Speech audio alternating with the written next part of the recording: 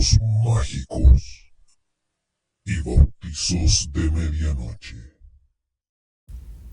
Bienvenidos y bienvenidas a un nuevo podcast de relatos mágicos y bautizos de medianoche del Instituto Arcano Paracelso. En el podcast de hoy, debutamos con una nueva sección para ustedes, Enigmas por resolver, donde estaremos abarcando justamente distintas temáticas que generan muchas más preguntas que respuestas. Hoy comenzamos con el podcast ¿Qué es la muerte? Si pretendemos con seriedad responder a la pregunta de ¿qué es la muerte?, deberemos plantearnos previamente otra cuestión no menos importante y difícil de resolver. ¿Qué es la vida? Se trata de una pregunta cuya respuesta convincente está muy lejos de haber sido hallada todavía. El hombre se ha planteado siempre el problema de su desaparición física y ha sufrido por ello el más variado espectro de reacciones afectivas: tristeza, desesperación, temor, angustia, mientras su capacidad intelectiva maduraba respuesta tras respuesta tratando de comprender el problema. La forma de disipar las incógnitas y disolver los temores acerca de la muerte dio lugar al desarrollo de unas concepciones escatológicas que, si bien han variado con el transcurso de los siglos y según las distintas culturas, al final se redujeron a dos grandes ideas que aún vertebran las más importantes filosofías religiosas de Oriente y Occidente: la doctrina reencarnacionista y la creencia en el espíritu inmortal de los cristianos. A ellas hemos de añadir las nuevas corrientes científicas, el positivismo lógico, el materialismo dialéctico, etc., que han llegado a otras concepciones menos gratas. La muerte es el fin definitivo del hombre. Su mente no es otra cosa que una función cerebral que desaparece cuando la masa encefálica se corrompe y disuelve. Para muchos hombres de ciencia, el único signo de supervivencia se reduce a la impronta que queda en la mente de los demás, es decir, solo se vive en el recuerdo. En todo caso, la muerte nos atañe a todos como el hecho más trascendente de nuestra propia vida, un acontecimiento absolutamente inevitable en el que, antes o después, vamos a intervenir como protagonistas. Las actitudes que hayamos adoptado o adoptemos en adelante frente a esta inquietante realidad dependerán de los rasgos mentales de cada uno y del contexto cultural y religioso en que nos hallemos inmersos. En un estudio sociológico realizado hace ya varios años, se comprobó que los individuos adictos a cualquier fe religiosa sentían mayor ansiedad y temor ante la muerte que los que no eran creyentes. Pero en ambos casos, el terror a la descomposición de nuestro propio cuerpo cristaliza en el temor ante la pérdida de nuestra propia individualidad, en dejar de ser. Plantearnos que pueden desaparecer nuestro entendimiento y sentimiento, y además nuestros recuerdos y emociones, nos impele a rebelarnos contra el fatal destino. Con el rechazo a la muerte estamos realmente defendiendo, en realidad intentándolo, nuestra individualidad. No aceptamos que nuestra conciencia pueda desaparecer. Nos produce angustia.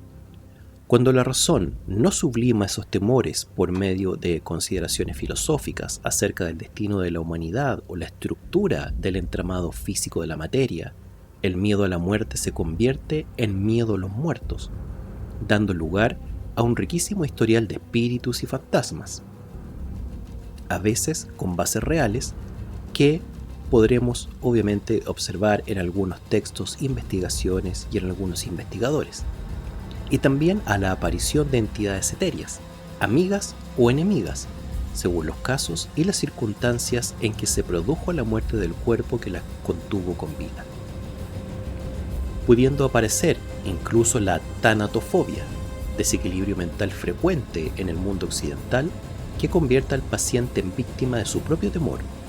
El miedo a los muertos es tan grande y tan incontenible que provoca alteraciones psicosomáticas como sudores, convulsiones, etc., frecuentemente graves. También es fácil encontrar personas afectadas por este pánico que sufren un continuo temor a ser enterradas vivas y llegan a idear los más peregrinos inventos con el fin de librarse de esa hipotética y escalofriante posibilidad.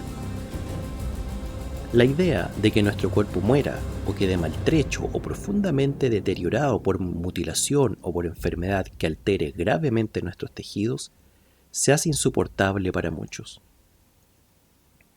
En ese temor va implícita la idea de que el cuerpo va a resucitar alguna vez con su primitiva figura juvenil.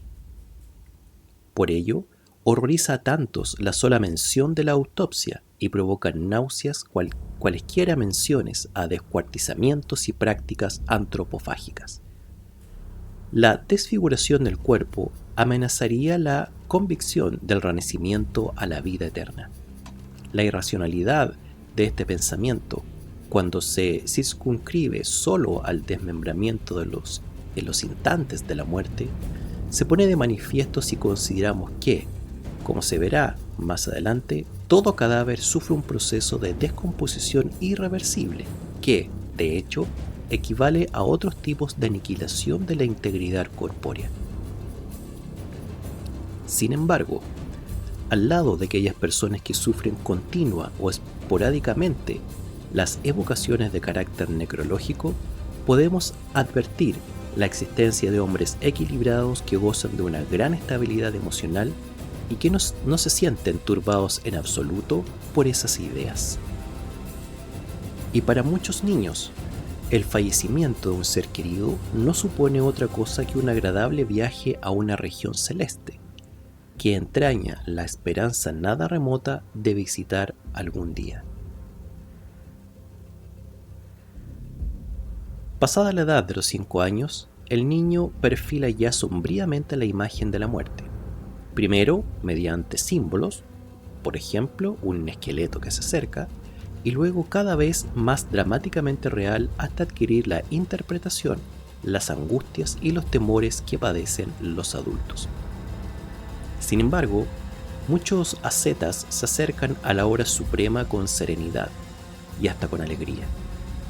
Para muchos enfermos que han sufrido los dolores de un tumor canceroso, la muerte es una maravillosa liberación, como lo es para las personas que sufren torturas del tipo que éstas sean, o para aquellos que se ven abocados al suicidio por presiones del medio social. Uno de los famosos pilotos suicidas japoneses, los ya conocidos kamikazes, de la Segunda Guerra Mundial, decía en sus memorias, escritas antes de subir al avión lleno de explosivos, que le conduciría fatalmente hasta un acorazado norteamericano. Este escribió, comillas, «Mi vida concluirá en las próximas horas. Al fin llegará para mí la felicidad. La muerte y yo esperamos con serenidad el momento sublime. Ha sido verdaderamente duro el entrenamiento y las prácticas fueron rigurosas y monótonas, pero todo lo acepto con alegría, sabiendo que voy a morir por una bella causa, mi emperador y mi patria». Cierra comillas. Los oficiales que mandaban a estos soldados apreciaron profundas mutaciones en su carácter. A veces se les notaba abstraídos y melancólicos, encerrados en sí mismos, irritables cuando se les hablaba y reactivos ante la mínima ofensa. Pero cuando se les ordenaba en la plataforma de los portaaviones que subieran a los aparatos para realizar su definitiva hazaña, afloraba una insólita euforia que acompañaban con jocosos comentarios, fuertes y francas risotadas y estados anímicos que presentaban gran similitud con los de éxtasis observados también en algunos mártires. Solo una ardiente fe en la recompensa futura puede explicar la euforia que por ejemplo, los musulmanes que se lanzan a la batalla en el curso de una guerra santa, o el valor de los cruzados que acudían a alistarse cuando un fraile les había sermoneado horas antes en la plaza de la aldea. Los más recientes estudios en torno a los estados alterados de conciencia arrojarán luz que explique los cambios anímicos que pueden llegar incluso a bloquear los centros de dolor y hacer soportar las más horribles torturas. Reacciones de este tipo parecen contradecir la idea sostenida por muchos especialistas de que el miedo a la muerte enmascara sobre todo la aversión al sufrimiento que muchas veces se observa asociada a los últimos instantes de la vida física. Y, en gran medida, esto es cierto, pues aunque sintamos temor ante el sufrimiento físico, el miedo a la muerte es un fenómeno distinto, mucho más profundo, que tiene lugar en la conciencia y que lleva implícita la incógnita de una posible supervivencia tras la frontera que nos separa del más allá. Y así comienza el inexorable trabajo de la muerte sobre su víctima indefensa. En ocasiones, las horas que anteceden a la muerte transcurren plácidamente, sin dolor, libres de ansiedad y molestias. En el momento de morir, William Hunter, anatomista y médico, comentó: si tuviera suficiente energía para tomar la pluma, escribiría cuán dulce y agradable es la muerte. Muchos enfermos experimentan una súbita mejoría. Su lucidez mental se agudiza e incluso pueden llegar a sentir verdaderos arrebatos de euforia. Pero finalmente llega el derrumbamiento funcional. La respiración se entorpece y aparecen los síntomas del delirio. El paciente balbucea palabras incoherentes, sus movimientos pueden ser lentos o agitados, o sufrir una lenta asfixia que conmueve a los que le rodean. Los estertores agónicos pueden sobrevenir acompañados de regurgitaciones de espuma que se escapa entre los labios entreabiertos. El corazón late acelerada y arrítmicamente, el rostro se torna pálido y el brillo de los ojos se extingue. Luego aparece un tinte cianótico en el cutis y mientras desaparecen las últimas reliquias de capacidad sensorial, el frío invade las manos y los pies y la vista se nubla.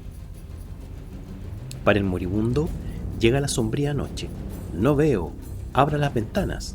Suele ser un grito habitual en este trance. Luz, más luz. Fue la postrera exclamación de Goethe. Aún se conserva la capacidad auditiva, aunque muy atenuada. La afasia impide musitar una sola voz. El moribundo mueve los labios o los párpados aún en un angustioso intento de establecer un último canal comunicativo con el mundo exterior. Muchas veces el enfermo entra en un estado de coma, que es el grado más profundo de la pérdida de conciencia. El organismo no responde ya a ningún estímulo, ni siquiera a los más dolorosos. Todas las funciones perceptibles se reducen a la simple persistencia de la circulación sanguínea y la respiración suave y aperiódica que todavía logra empañar el espejo que se acerca a la boca. Es un estado de muerte aparente, tan próximo a la muerte real como el estado de un moribundo que ha sufrido un accidente gravísimo. Es importante enfatizar algunas de las vivencias más impresionantes que experimentaron muchas personas víctimas de un accidente mortal o que aguardaban en el lecho su final, que sin embargo no llegó, permitiéndoles narrar sus evocaciones. Algunos especialistas en el campo de la parapsicología no se han conformado con ninguna explicación puramente biologista. Piensan que pasado, presente y futuro forman una trama lineal que existe por encima de la ilusión del flujo temporal.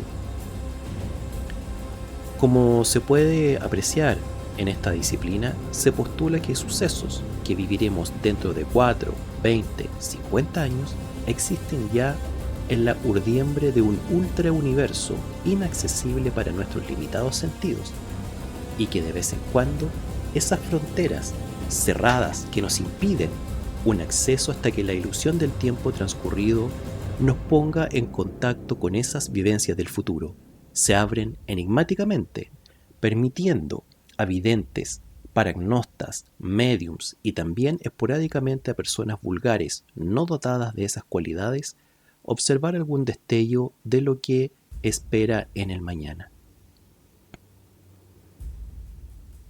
Hemos de analizar, sin embargo, cuidadosamente la génesis de estas intuiciones de muerte cercana.